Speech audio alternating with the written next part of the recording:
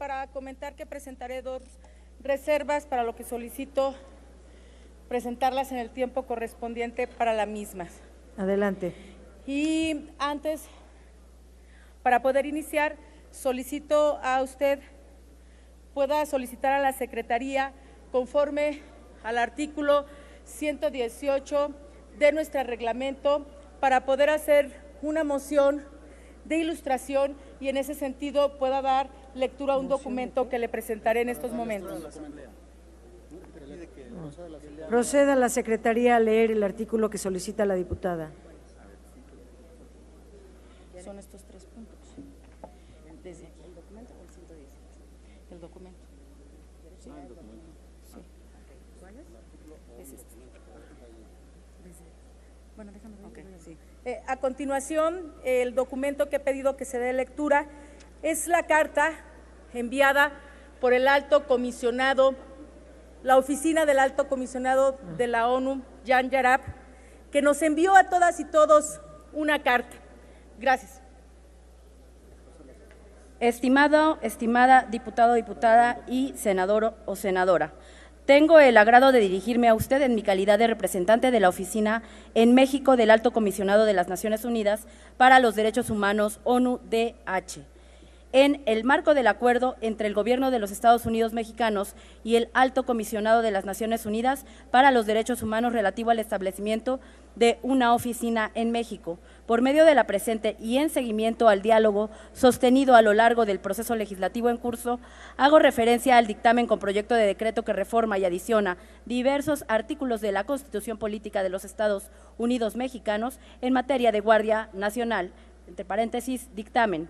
Luego de una revisión preliminar del dictamen modificado, la ONU-DH desea saludar los cambios positivos albergados en materia del uso de la fuerza, registro de detenciones y esquema de fortalecimiento de los cuerpos policiales. Sin embargo, la ONU-DH mantiene preocupaciones generales expresadas en las anteriores comunicaciones del 21 de noviembre y del 19 de diciembre de 2018, así como en las audiencias convocadas por la Comisión de Puntos Constitucionales y Junta de Coordinación Política de la Cámara de Diputados. Dichas preocupaciones versan sobre la participación permanente de los elementos militares en tareas de seguridad pública y su involucramiento en tareas de investigación criminal. Para la ONU, el dictamen que se somete a consideración del Congreso de la Unión es particularmente preocupante por los siguientes 3 componentes. 1. Naturaleza de la Guardia Nacional, artículo 21 y algunos transitorios. Si bien la ONU reconoce que se incluye a la Guardia Nacional como una institución de seguridad pública con carácter y dirección civil, resultan preocupantes los componentes del orden militar que aún se contemplan en el proyecto y que contradicen su deseable esencia civil, la estructura jerárquica, la composición de la Junta de Jefes de Estado Mayor, el régimen de ascensos e ingreso, la profesionalización, la competencia de la jurisdicción militar ante las faltas y delitos cometidos, la conformación tripartida de elementos de la Policía Federal, Policía Militar y Policía Naval, entre otros elementos que son de tal envergadura que desnaturalizan el carácter civil de la institución y confieren a las Fuerzas Armadas un papel ajeno al que da forma extraordinaria y excepcional que podrían desarrollar. La indebida regulación de los alcances del fuero militar, artículo 13. La redacción propuesta resulta una problemática en 2 sentidos.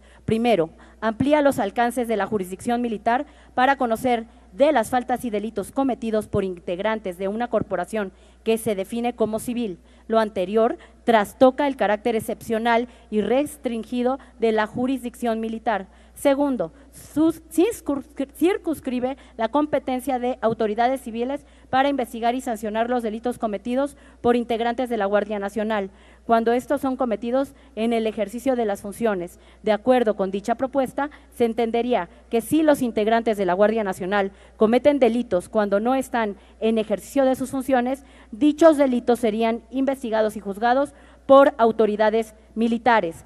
Tercero, puesta a disposición de las personas privadas de la libertad, artículo 16. La redacción propuesta abre la puerta a la privación de la libertad de personas civiles a instalaciones militares. La puesta a disposición es un concepto jurídico y formal, independiente a la privación de la libertad como hecho material. Al ser la privación de la libertad y puesta a disposición a conceptos diferentes con la redacción propuesta, se podría legitimar una apuesta de un momento de privación de la libertad en instalaciones militares. Por tanto, la ONU reitera su recomendación para que se ajuste lo dispuesto en el dictamen, para establecer que toda persona civil que sea detenida debe ser trasladada y privada de su libertad solo en instalaciones civiles. La ONU alienta respetuosamente al Congreso de la Unión a reconsiderar los contenidos del dictamen a la luz de las obligaciones internacionales del Estado mexicano en materia de derechos humanos. La ONU reitera su plena disponibilidad para brindar asesoría y cooperación técnica que precise al honorable Congreso de la Unión dentro del marco del más amplio respeto a los procedimientos parlamentarios. Sin otro particular, aprovecho la ocasión para reiterar a ustedes las seguridades de mi más alta consideración. Jan Yarab, representante en México de la Alta Comisionada de las Naciones Unidas para los Derechos Humanos. Muchas gracias. Como ven, y aunque algunos expresen que no debemos de aceptar opiniones de extranjeros, se les olvida que México forma parte de distintos convenios y que estamos obligados a cumplir nuestro marco convencional. Lo que acaba de leer amablemente la secretaria es una carta que fue dirigida el día de hoy, 16 de enero, que llegó a la presidencia y a la mesa directiva y que nos llegó a cada uno y a cada una de las diputadas de esta soberanía y que, como ven, hacen distintas recomendaciones y que en el caso que me ocupa en mi reserva, lo que tiene que ver de manera particular con el artículo 21 y algunos transitorios, y que también habla aquí de lo que significaría aprobar el artículo 13 y de lo que significaría aprobar el artículo 16. Y lo que no hacemos caso es en donde se nos menciona particularmente el artículo 21, que